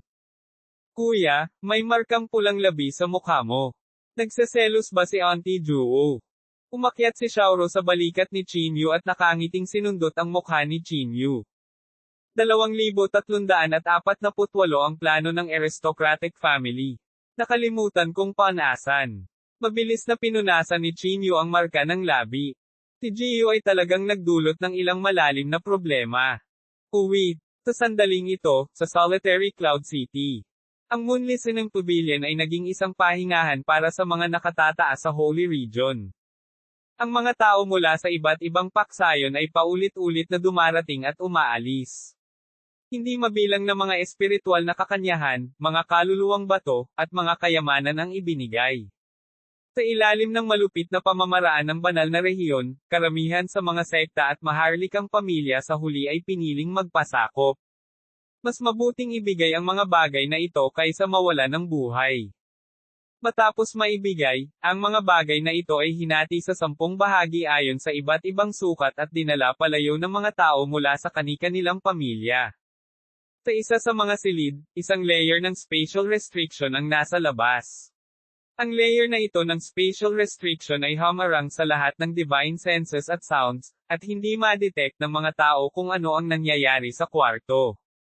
Nang tanungin namin ang mga miyembro ng pamilya G kanina, isang elder ng aking pamilya ni ang hindi inaasahang nakakuha ng ilang impormasyon na maaaring binago ng pamilya G ang kanilang pangalan at pagkakakilanlan. Sa karagdagang pagsisiyasat, naging isang kasiya siyang sorpresa ito para sa amin. Si Wu Xiao ay mukhang gulat na gulat sa sandaling ito. Nalaman lang niya ang tiyak na impormasyon tungkol sa pamilya G. Salamat din sa paglitaw ni Chinyu sa oras na iyon, na pinilit akong i-activate ang walang kamatayang kasulatan ng pamilyang Yao at paggamit ng kapangyarihan ng ancestral sage ng aming pamilyang Yao, na maaari kong makita ang anomalya sa bloodline ng pamilya G. Sa sandaling ito, ang mukha ni Yao Shi ay puno rin ng hindi maitatagong kagalakan. Hindi ko ine-expect na ang pamilyang ito ay may bloodline ng isang dakilang aristokratikong pamilya. Sa totoo lang, ang pamilyang G ang matagal nang nawala sa kasaysayan. Palagi kong iniisip na ang pamilyang G ay walang mga inapo. Hindi ko inaasahan na mabubuhay pa ang ilan sa mga miyembro ng kanilang pamilya ngayon. Hindi nakakagulat na magkakaroon sila ng napakaraming mapagkukunan. Tumango si Wu Xiao. Noon, dinala ng pamilya G ang karamihan sa mga kayamanan sa purgatorio. Walang sino man ang makakatunten sa kinaroroonan ng mga kayamanang ito. Si Jiyu ay direktang inapo ng pamilya G, kaya tiyak na alam niya ang tungkol sa mga kaugnay na kayamanan na ito. Ang aking pamilyang Yao at dapat mong makuha ang mga bagay na ito. Ang mga kayamanan ay pangalawa. Ang pinakamahalagang bagay ay makuha ang espadang iyon. Si Wu Xiao ay mukhang solemn na. Noon, hinarang ng huling ninuno ng pamilyang G ang pasukan ng banal na rehiyon gamit ang kanyang lakas at pinatay ang hindi mabilang na lahi ng mga dayuhan sa isang atake ng espada. Nilabanan pa niya ang pag-atake ng Demon Emperor. Ang espadang ito ay ang espadang hawak ng Yellow Emperor na si Xuanyuan. Balitang-balita na ang espadang ito ay kaya niyang sumuko sa landas ng lahat, marahil ay hindi kasing halaga ng espadang ito. Itago natin ang bagay na ito sa loob ng ating dalawang pamilya. Hindi natin maaaring ipaalam sa ibang pamilya, lalo na kay Teng Zishu. Sa pagbanggit kay Teng Zishu, ang mukha ni Yao Shi ay napuno ng takot. Masyadong nakakatakot ang bilis ng cultivation ng napili. Ang kanyang lakas ay tila tumataas sa lahat ng oras, at ang kanyang kasalukuyang lakas ay mas hindi maarap. Di man it. Kapag nakuha ko na ang Xuanyuan Sword, ang unang gagawin ko ay patayin ang walang pigil at walang batas na hamak na ito, galit na sabi ni Yao Shi. Si Jiyu ay nasa mga kamay pa rin ni Qinyu, ngunit sa palagay ko ay hindi sasabihin ni Jiyu kay Qinyu ang tungkol dito. Hanggat makuha natin si Jiyu, ang lahat ay magiging madaling ayusin, at ang mga kayamanan na naiwan ng pamilya Ji ay nasa ating mga daliri. Sabi ni Wu Xiao sa malalim na boses. Sa makatuwid, dapat tayong magplano ng mabuti.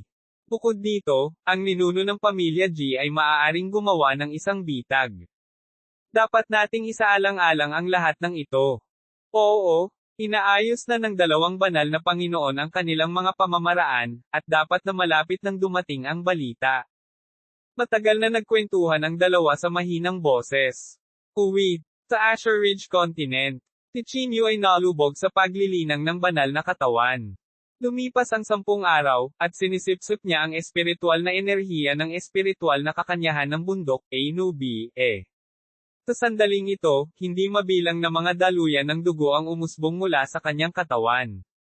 Ang mga daluyan ng dugo na ito ay konektado sa kanyang mga acupuncture point, na bumubuo ng panloob na sirkulasyon sa kanyang katawan. Ang pagkonsumo ng espiritual na enerhiya ng mga daluyan ng dugo ay hindi maliit. Ang bawat daluyan ng dugo ay kumonsumo ng malaking halaga ng espiritual na kakanyahan at espiritual na enerhiya. Ang mga daluyan ng dugo na lumawak mula sa kanyang makintab na banal na buto ay tila naiiba sa dati. Ang mga koneksyon sa pagitan ng mga acupoint at mga daluyan ng dugo ay inayos sa paraang hindi maintindihan ni Qinyu. Gayunpaman, pagkatapos na magkadugtong ang bawat daluyan ng dugo, madarama niya ang walang tigil na pagtaas ng lakas ng kanyang katawan. Ang kanyang katawan ay naglabas ng isang mapanirang pagbabago-bago. Kahit si Juwo, sa kanyang kasalukuyang lakas, ay natakot. Ang glazed holy body ay parang isang mahiwagang artifact. Noon sa Earth, si Qinyu ay patuloy na pinapainit ang kanyang katawan at kahit na ginagamit ang kanyang katawan bilang isang material para sa tempering ng master ng artifact. Nang makapasok siya sa Holy Region, nilinang niya ang saintly body technique at patuloy na pinapalamig ang kanyang katawan. Matapos makapasok sa purgatorio, sinipsip muna niya ang enerhiya ng tubig sa paglilinang ng buto upang baguhin ang kanyang mga meridian, kalamnan, at buto. Itinayo niya muli ang kanyang katawan sa Lava sa Fire Unicorn Continent, at sa wakas, sa ilalim ng nakapapasong apoy ng banal na apoy ng Vermilion Bird, matagumpay siyang nakabuo ng isang piraso ng makintab na banal na buto gamit ang paraan ng pagforging ng isang mahiwagang artifact. Kahit sa susunod niyang buhay, hindi sigurado si Qinyu kung kaya niyang buuin ang gayong banal na katawan. Maaari na niyang ilabas ang 50% ng kanyang lakas. Halos hindi masira ang kanyang katawan sa suporta ng kanyang mga buto at daluyan ng dugo. Nakahinga siya ng maluwag. Ang pagtatayo nitong glazed saint bone ay naubos ang malaking bahagi ng kanyang kapangyarihan sa kaluluwa, na nagparamdam sa kanya ng pagkapagod. Lumabas si Qinyu sa sumo ring. Tila nakaranas siya ng isang malaking labanan sa loob ng 10 araw ng paglilinang. Sina Elder Guai, Juwu, at ilang iba pang mga magsasaka ay nagkaroon ng kaunting pinsala. Nang makitang lumitaw si Qinyu, lumapit si Elder Guai. Muling lumawak ang spatial rift.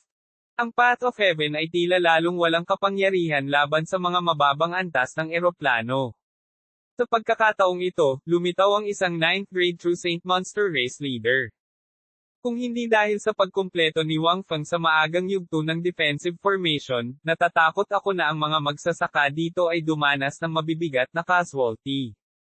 Bukod dito, ang nakakatakot sa mga halimaw na ito ay ang kanilang ganap na pakikinig sa utos ng pinuno ng lahi ng halimaw.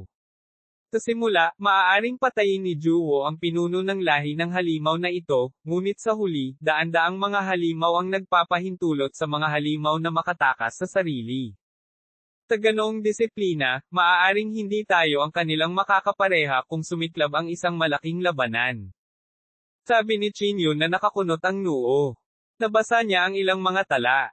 Sa gitna ng madugong labanan sa pagitan ng mga karera sa mga nakaraang magulong panahon, anuman ang lahi ng demonyo, lahi ng halimaw, o lahi ng multo, ang kanilang lakas na individual ay mas nakakatakot.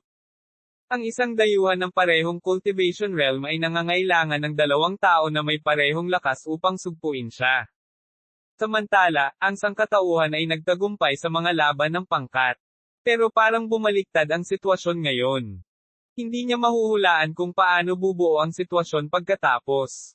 Sa ilalim ng pagtulak ng landas ng langit, ang lahat ay tila isang mabigat na gulong na patuloy na umuusad pasulong, at walang makakapigil dito. Ang lahat ng nabubuhay na nilalang ay magiging mga sangla ng landas ng langit. Sa pagkakataong ito, hindi mabilang na mga dayuhang lahi ang bumaba sa purgatorio.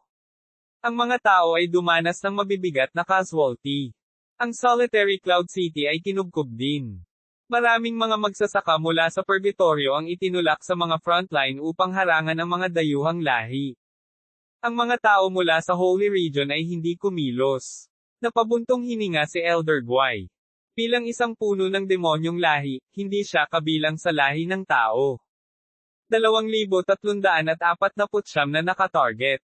Gayunpaman, ang mga aksyon ng sangkatauhan ay nalitaw sa kanya. Kailangan pa ba ng panloob na alitan sa panahong ito? Habang nag-uusap ang dalawa, nagmamadaling lumapit si Jiyu. Qin Yu? Nakatanggap ako ng balita mula sa Solitary Cloud City. Maraming mga kriminal mula sa Holy Region ang dumating ngayon. Tila ang mga taong ito ay ikinulong sa mga bilangguan ng iba't ibang aristokratikong pamilya sa Holy Region. Nagulat si Qin Yu. Kung gusto ng banal na rehiyon na gamitin ang mga taong ito para harangan ang mga lahi ng dayuhan, malamang na narito rin si Chiang Mang. Kailangan kong bumiyahe sa Solitary Cloud City. Padalhan ako ng voice transmission kung may nangyaring mali, at susugod ako kaagad. Sinabi ni Qin Yu kina Juwo at Elder Guai. Sa kasalukuyang bilis ni Qin Yu, magtatagal lamang siya ng napakaikling oras upang maglakbay mula sa Solitary Cloud City patungo sa Azure Ridge Continent. Qin Yu?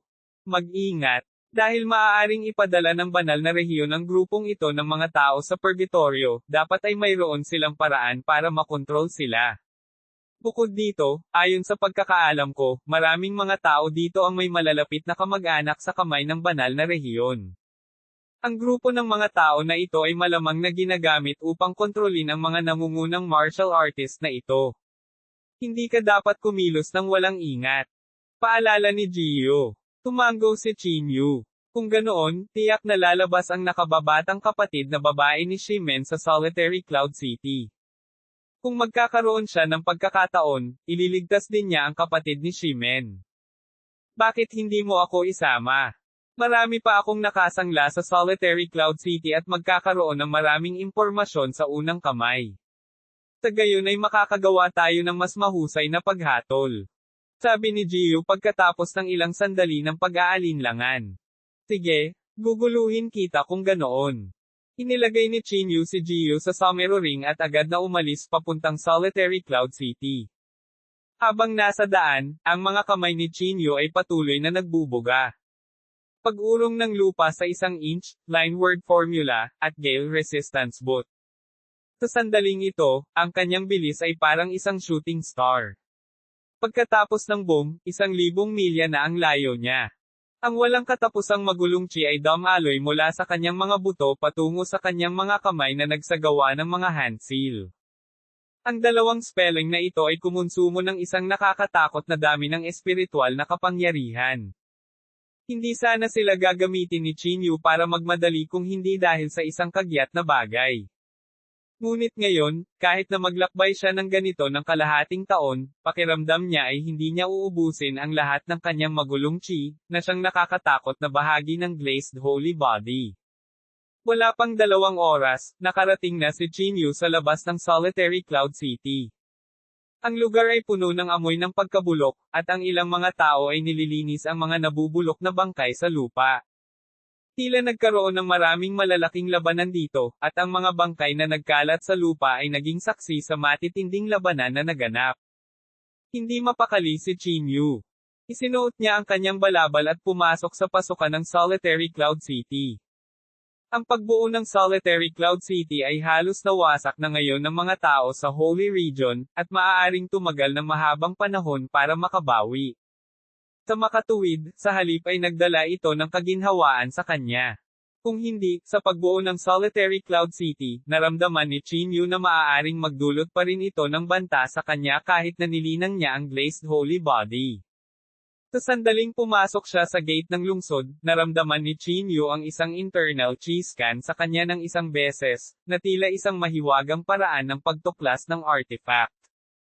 Hindi na ito inisip ni Qin Yu at direktang pumasok sa gate ng lungsod. Hindi niya ginamit ang kanyang divine sense para hanapin si Changmang at ang iba pa. Dati, nang dumating siya sa Solitary Cloud City, natuklasan niya ang isang walang katulad na malakas na internal chi sa mga taong nagmula sa Holy Region. Ang intensity ng panloob na chi na iyon ay higit na lumampas sa isang tunay na santo, kaya kailangan niyang mag-ingat.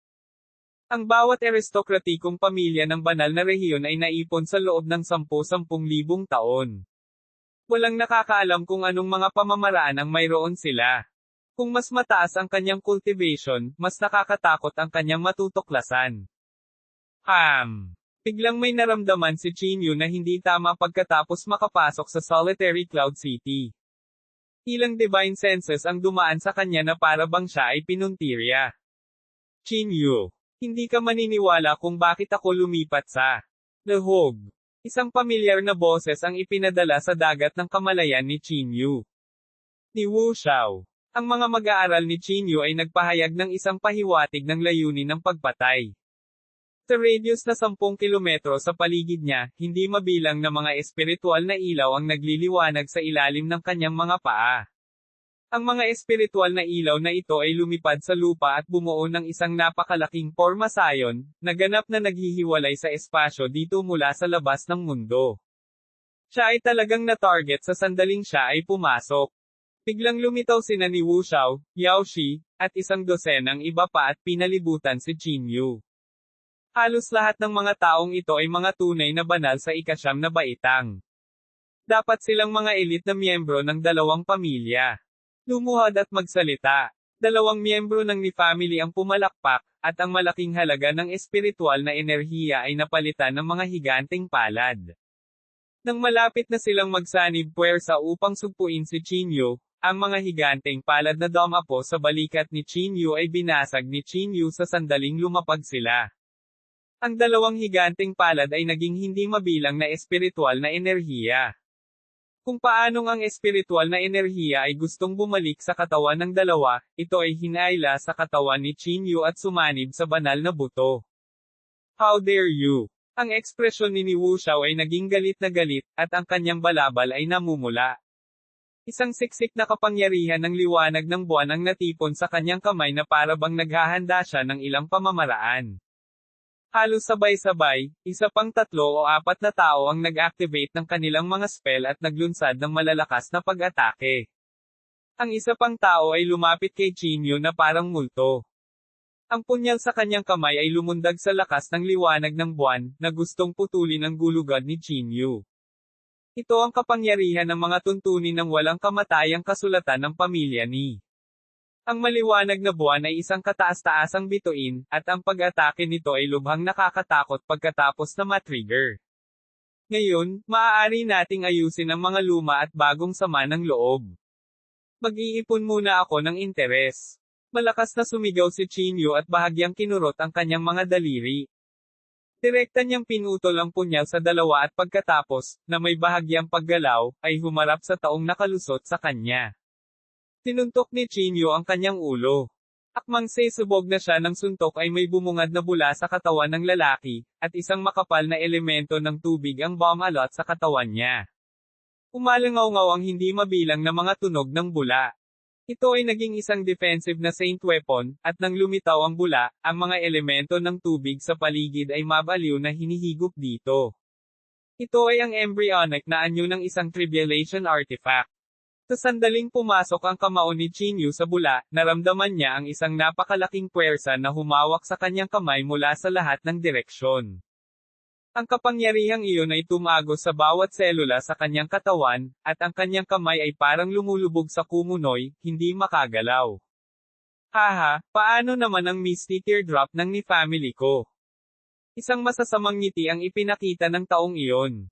Ang kanyang kabilang kamay ay umabot sa tiyan ni Chinyu, gustong kunin ang buong dantian ni Chinyu. Pagkatapos, 3 tao ang lumitaw sa likod ni Chinyu. Isang malaking halaga ng espiritual na enerhiya ang umatake sa kanyang likod.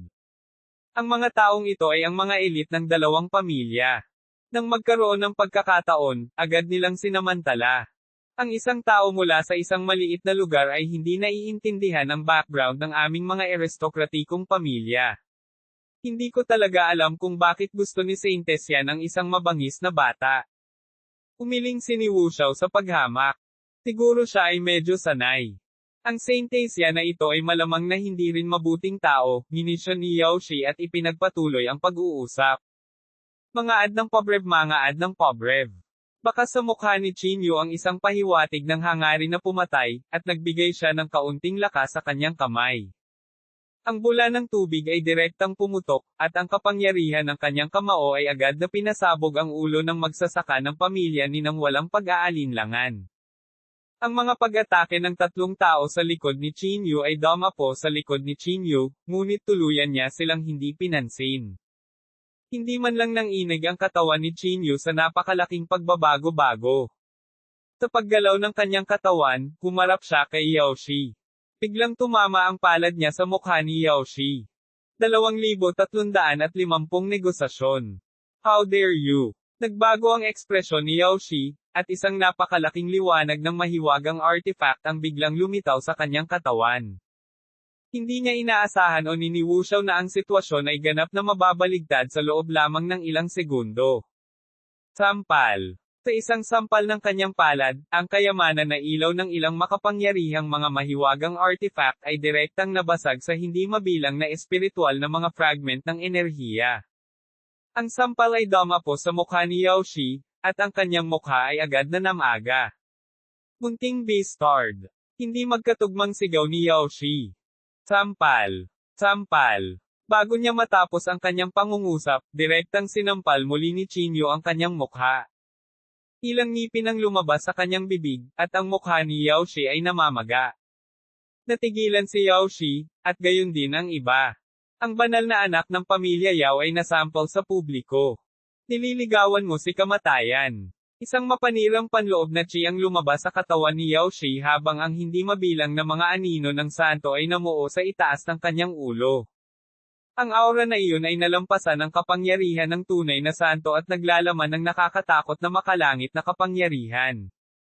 Hindi mabilang na mga kulog ang lumitaw sa kalangitan na parang sinusuri nila kung sinira ng puwersang ito ang mga patakaran ng landas ng langit. Sampal. Walang pakialam si Chinyu sa kapangyarihan ng santo na dumapo sa kanyang katawan. Muli niyang sinampal ang mukha ni Yao Shi. Ininsulto ng walang kwentang taong ito si Yan Ruozo at tuluyang nabaliw si Chinyu. Nagpakawala si Yao Shi ng malahayop na dagandong. Yao Shi? Huminahon ka? Saway ni Wu Xiao. Natatakot siyang mabaliw si Yao Shi at magulo ang plano. Ang kapangyarihan ng santo ay sumabog sa loob ng katawan ni Chinyu, at ang nakakatakot na pagbabago ay nagpalipad kay Wu Xiao sa tabi niya. Isang nakakatakot na kapangyarihan ang dumaloy sa katawan ni Chinyu at sumabog, na gustong tuluyang basagin ang katawan ni Chinyu. Ang makintab na holy bone ni Chinyu ay nagbuga ng maliwanag na berdeng ilaw habang siya ay sumisipsip ng napakalaking halaga ng vital energy sa makintab na holy bone. Gayunpaman, sa lakas ng suntok ay napaungol din siya at napaluwa ng isang subo ng dugo bigla. Hindi na ito kapangyarihan ni Yao Shi. Para bang hiniram niya ang kapangyarihan ng isang makapangyarihang magsasaka ng lupain. Sampal. Hinawakan ni Chinyu ang kwelyo ni Yao Shi at sinuntok ito sa bibig, nabasag ang lahat ng ngipin nito. Subukan mong tumahol ulit. Si Chinyu ay parang galit na hayop. Nakatitig kay Yao Shi. Ang kanyang mga mata ay kumikislap na may matinding liwanag. Nais ni Yaoshi na tumawag muli, ngunit nang makita ang nakakatakot na tingin ni Chinyu, nakaramdam siya ng hindi maipaliwanag na lamig. Ang mga sumpa na salita ay umusbong sa kanyang lalamunan, ngunit hindi siya naglakas loob na sabihin iyon. Naira S. Sa sandaling ito, talagang naramdaman niya ang takot sa kamatayan. Ang kapangyarihan ng santo kanina lang ay nagluwa sa kanya ng isang subo ng dugo. Mayabang na brat, ibaba mo si Holy Son Yao. Galit na galit si Ni Wu Xiao. Isang magic sword, na kumikinang sa malamig na liwanag, ang lumitaw sa kanyang kamay. Sa banayad na paghampas ng kanyang kanang kamay, ang magic sword ay agad na naglabas ng nakakatakot na kapangyarihan ng liwanag ng buwan. Halos sa parehong oras, 10,000 mga laslas ay nahulog na, at wala nang makaiwas. Ang Tribulation Magic Sword ay ipinare sa kapangyarihan ng liwanag ng buwan na na-trigger ng walang kamatayang kasulatan ng pamilya ni. Sa ilalim ng libu-libong mga slash, ang paligid ni Chinyu ay naging black hole. Umupo ka, matandang umutot, iniunat ni Chinyu ang kanyang kamay at hinawakan si Ni Wu Xiao. Mayabang. Kahit isang Tribulation mahiwagang artifact ay hiwain sa hindi mabilang na piraso ng aking laslas. Gusto mo talagang gamitin ang iyong mga kamay para harangan ang aking laslas. Tumayo si Wu Xiao sa hangin at malamig na tumitig. Ang balat at kalamnan na nabuo sa braso ni Chinyu ay agad na naputol na kasing laki ng alikabok. Ang likod ng kanyang kamay ay agad na naging madilim na balangkas, ngunit nang ang moonlight slash ay tumama sa mga buto at mga daluyan ng dugo sa braso ni Chinyu, hindi man lang ito nag-iwan ng marka. Ano? Laking gulat ni Wu Xiao na halos hindi niya maisara ang kanyang bibig. Naramdaman pa niya na ang moonlight slash ay maaaring pumatay ng mga Diyos at demonyo, ngunit maaari lamang nitong mapunit ang balat ni Chinyu. Hindi man lang nito maputol ang braso niya. Hindi niya maisip kung paano naranasan ng katawan ni Chinyu ang gayong nakakapanghinang pagbabago sa loob ng ilang dosenang araw na ito. Sampal. Sa isa pang sampal, namamaga ang mukha ni Wu Xiao. Ang ulo ni Wu Xiao ay naipit sa lupa, at ang kanyang puwitan ay nakataas. Nablangko agad ang isip niya. Siya, si Wu Xiao, ang unang elder ng pamilya ni, paano siya mabubuhay sa hinaharap. Hinawakan ni Chinyu si Yaoshi, lumapag sa lupa, at tinapakan ang kanyang puwitan. Tanging ang bilog na puwitan ni Wu Xiao ang nakalabas sa lupa.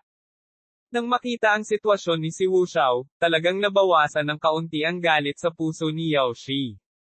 Mukhang hindi siya miserable. Ang lupa ay nagbuga ng nakakatakot na kapangyarihan na yumanig pa sa lupa. Si Wu Xiao ay lumutang sa hangin, ang kanyang buhok ay gulo-gulo na parang baliw. Chinyu? Gusto kong mamatay ka. Isang nakakatakot na internal chi ang lumabas sa kanyang katawan. Walang hindi maniniwala kung sasabihin niyang gusto niyang sirain ang sarili. Elder ni, huminahon ka. May negosyo pa na dapat asikasuhin. Sabi ni Yaoshi habang nanginginig. Takot talaga siyang mabaliw ang matandang ito. Nasa kamay na siya ni Chinyu. Wala siyang abnormal na katawan. Chinyu?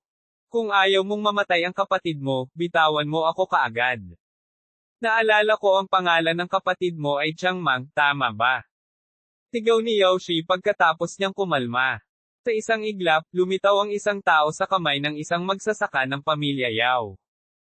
Ang mukha ng taong iyon ay mapula, ang kanyang mga kalamnan ay tuyo, at ang kanyang panloob na chi ay napakahina, na para bang siya ay mamamatay anumang oras. Changmang. Naikuyom ni Chinyu ang kanyang mga kamao ng mahigpit. Sa ilalim ng napakalaking puwersa, ang kanyang mga kuko ay bumabaon sa kanyang laman, at ang dugo ay tumulo sa lupa. Si Changmang ay isang banal na katawan, kaya kahit na hindi siya magtanim, ang kanyang katawan ay maaaring sumipsip ng espiritual na enerhiya sa hangin. Ang dahilan kung bakit siya nanghina ay marahil dahil ang kanyang dugo ay patuloy na kinuha at siya ay pinahirapan. Ang banal na Panginoon ay naglagay ng paghihigpit sa kanyang banal na kahulugan. Mas mabuting huwag kang maging nakakatawa. Gumisi si Yaoshi at sinabi. I also advise you don't be funny. If you make excessive requests, even if it's one life in exchange for 2 lives, I won't lose out. At saka, ang torture na dinanas ng kapatid ko ay siguradong hindi kakaunti. Nakatitig si Chinyu sa kanilang dalawa, hindi nagpapakita ng anumang kahinaan. Sa mga panahong tulad nito, ang pagpapakita ng kahinaan ay makakasama lamang kay Changmang. Kapag siya ay nahuli, ang tanging pagkakataon ni Changmang na mabuhay ay maglalaho. Kung mas malakas siya ngayon, mas malamang na maaari siyang makipag-ayos. Hindi ako naniniwala na ang isang tapat na tao na tulad mo ay magiging walang puso. Kapag ang isang tao ay namatay, hindi na siya maaaring mabuhay muli. Sigurado ka bang gusto mong maging walang humpay sa pakikipag-usap sa amin? Sa isang pag-iisip mula sa akin, ang kandila ng kanyang buhay ay mapapatay. Gumisi si Yao Shi at sinabi, huwag kang tumahol at sabihin ang iyong mga kondisyon. Ang boses ni Chinyu ay walang kaunting pagbabago. Medyo simple lang ang hiling ko. Ibigay mo sa amin si Jiyu. Tinaktan tayo ng taong ito. Kung hindi natin siya papatayin para bigyan ng babala ang iba, paano natin mapapanatili ang ating reputasyon sa hinaharap? Paano naman? Pagpapalit ng estranghero sa iyong kapatid. Hindi naman sobra-sobra ang kahilingang ito, tama. Mukhang may nakatukla sa aking pagkakakilanlan. Dati, nagsiwalat ako ng ilang impormasyon sa isang malapit na kamag-anak. Marahil ay napansin ito sa paghahanap ng kaluluwa. Ang mapait na boses ni Jiyu ay nanggaling sa somero ring. Sa sandaling ito, hindi mabilang na mga pag-iisip ang pumasok sa isip ni Chinyu habang naghahanap siya ng mga paraan upang malutas ang sitwasyong nasa harap niya. Nang makitang biglang tumahimik si Chinyu, nakaramdam ng pagkabalisa sina Yao Shi at ni Wu Xiao. Nalikba ni Jiyu ang impormasyon kay Chinyu. Maraming pabor ang utang ko sa may-ari ng Moonlisan ng Pavilion. Hindi ko siya maibibigay sa iyo. Kumunat ang noo ni Chinyu at sinabing,